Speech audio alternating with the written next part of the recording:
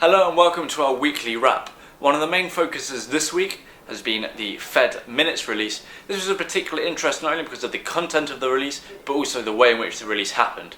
So as usual with Fed meeting minutes, there was an embargo. However, one major newswire accidentally released one headline early. This headline was considered to have a hawkish stance, and as such we saw the dollar rise and USTs fall on the news. However, 20 minutes later, when the embargo was officially lifted, the whole news had a more dovish stance, and therefore we saw this move not only reverse, but dramatic weakness go through the dollar and strength in USTs. The Fed decided to focus on concerns over the US economy, as well as concerns over the global economy, with particular focus on China. This is of particular interest because the meeting itself took place a couple of weeks ago. This was before the latest spate of headlines regarding China.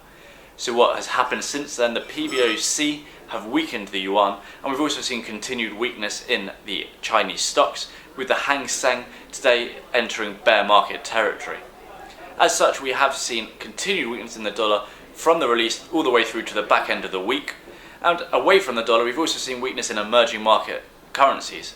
This comes not only as a result of the yuan, but as a result of weakness in commodities. This has been exemplified through WTI, which is set to finish the week negatively once again. This will be the 8th consecutive week of losses, and as such the longest weekly losing streak for almost 30 years. The impact of weak energy prices has been felt widely, with energy names dragging stocks lower, and the S&P yesterday seeing its biggest daily losses since February 2014, and the S&P now in negative territory for the year. Equity losses have not been just in the S&P, but have been felt worldwide, with a sea of red being seen yesterday in both Asia and in Europe. Looking ahead towards next week, we do see focus in Europe on CPI with low energy prices again in focus, and we'll also see focus on data in the US as that September rate decision moves ever closer.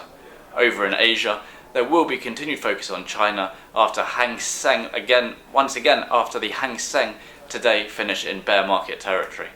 That's all from me. I hope you have a great weekend.